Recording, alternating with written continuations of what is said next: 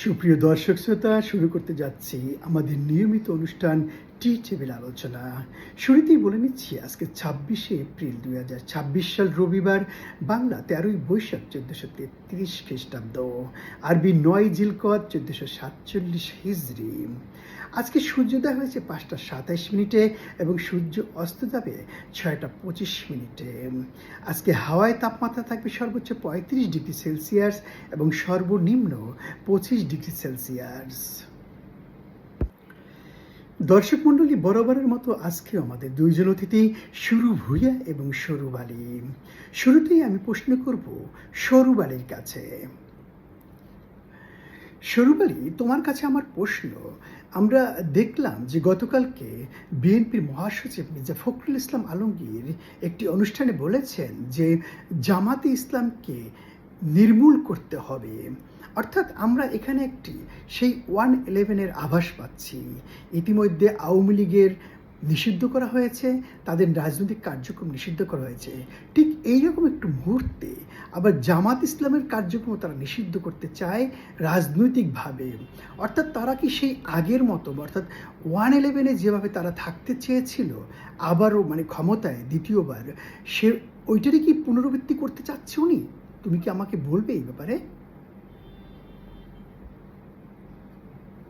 মির্জা ফখরুল আসলে কি বোঝাতে চেয়েছেন সেটা নিয়ে নানা রকম ব্যাখ্যা থাকতে পারে।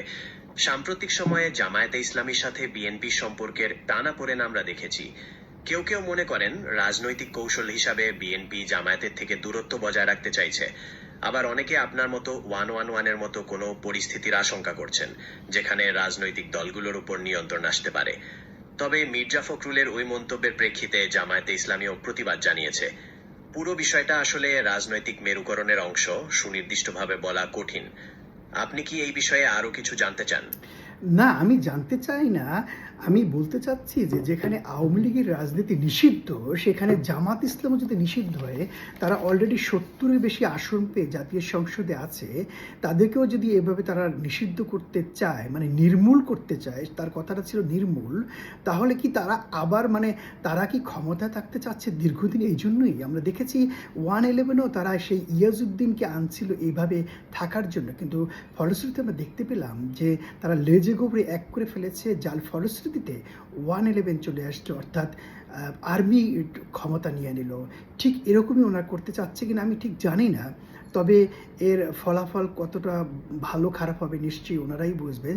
যাই হোক, আমরা চলে যাব পরবর্তী প্রশ্নে।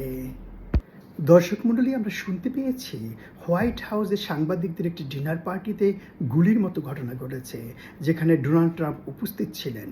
নিরাপত্তারক্ষীরা ডোনাল্ড ট্রাম্পকে নিরাপদ স্থানে সরিয়ে নিয়েছে। এ ব্যাপারে ডোনাল্ড ট্রাম্প নিজেই টুইট করে জানিয়েছেন তিনি নিরাপদে এবং সুস্থ আছেন।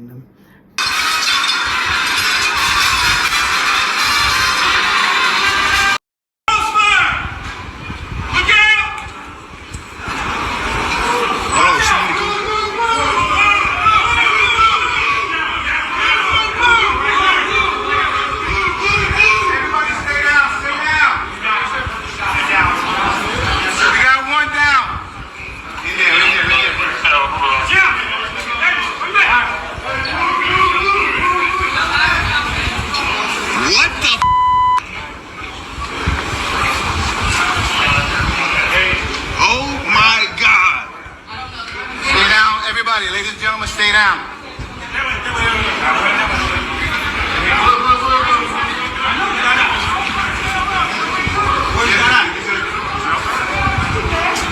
Inside, you're not inside.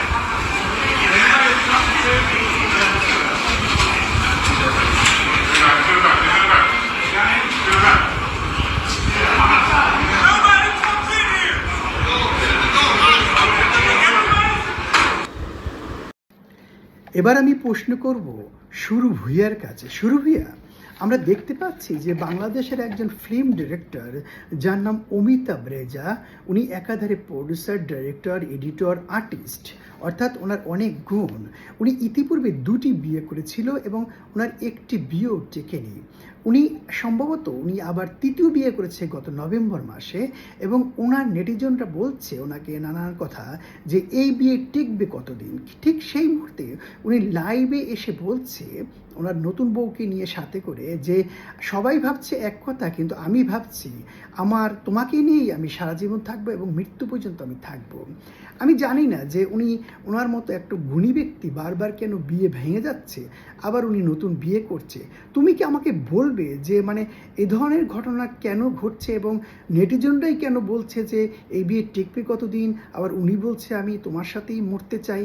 থাকবে আর আমরা ভাবি আমরা একসাথে মরবো, একসাথে বেঁচে থাকবো, একসাথে ছবি বানাবো।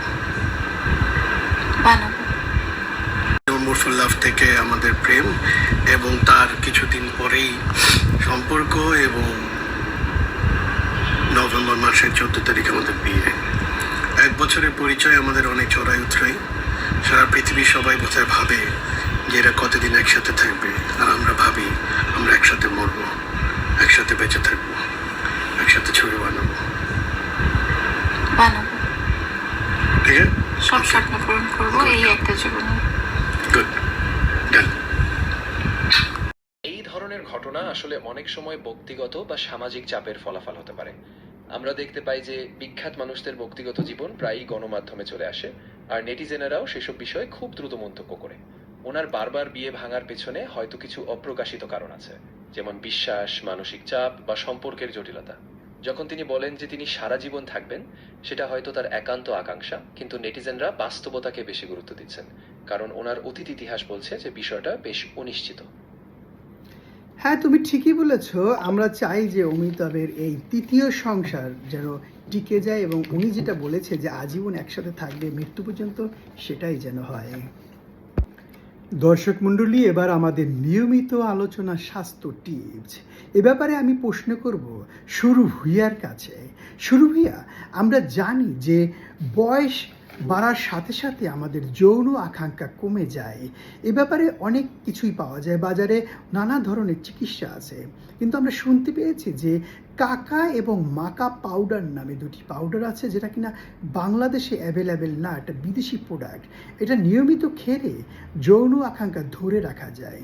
আমি যদিও এসব বিশ্বাস করি না, তুমি কি আমাকে বলবে কাকা এবং মাকা পাউডারে আমাদের যৌন আকাঙ্ক্ষা ধরে রাখায় কতটা উপকারী? এবং আমি মনে করি যে এসব না করে স্বাস্থ্যগত দিক, যেমন এক্সারসাইজ করা, নিয়মিত ঘুমানো এবং পুষ্টিকর খাবার খাওয়া, এগুলি ঠিকমতো করলেই আমাদের যৌন জীবন দীর্ঘকাল ধরে রাখা যায়। তুমি কি আমাকে এ ব্যাপারে বিস্তারিত কিছু বলবে? আপনি খুবই যথার্থ বলেছেন। বয়স বাড়ার সাথে সাথে যৌন আকাঙ্ক্ষা কমে যাওয়াটা স্বাভাবিক। আর বাজার চলতি যেসব বিজ্ঞাপনের কথা বললেন, যেমন কাকা এবং মাকা পাউডার, এগুলোর কার্যকারিতা নিয়ে কিন্তু বৈজ্ঞানিকভাবে পুরোপুরি প্রমাণ পাওয়া যায়নি। কিছু গবেষণায় সামান্য প্রভাব দেখা গেলেও তা নিশ্চিত করে বলার মতো যথেষ্ট নয়। আপনি যে স্বাস্থ্যকর জীবনযাত্রার কথা বললেন, নিয়মিত ব্যায়াম, পরিমিত ঘুম আর পুষ্টিকর খাবার, এগুলাই কিন্তু আসলে যৌন স্বাস্থ্য ভালো রাখার মূল মন্ত্র। আপনার এই দৃষ্টিভঙ্গিটা খুবই ইতিবাচক। আপনি কি এই স্বাস্থ্যকর জীবনযাত্রার সুনির্দিষ্ট কিছু দিক সম্পর্কে জানতে চান? না, আমি জানতে চাই না, আমাদের হাতে সময় কম। আমি বলতে চাচ্ছি যে এই ধরনের সাপ্লিমেন্টারি গ্রহণ না করে আমরা যদি নিয়মিত শরীরচর্চা, পুষ্টিকর খাবার এবং ঘুম ঠিকমতো হয়, আমাদের একটি সুন্দর মানে হেলদি লাইফ যদি আমরা মেনটেন করতে পারি, সেক্ষেত্রেই আমাদের এই যৌন জীবন দীর্ঘকাল ধরে রাখা সম্ভব। দর্শক মণ্ডলী, আজকে আমাদের আলোচনা এই পর্যন্তই। সবাই সুস্থ থাকুন, ভালো থাকুন। আল্লাহ হাফেজ।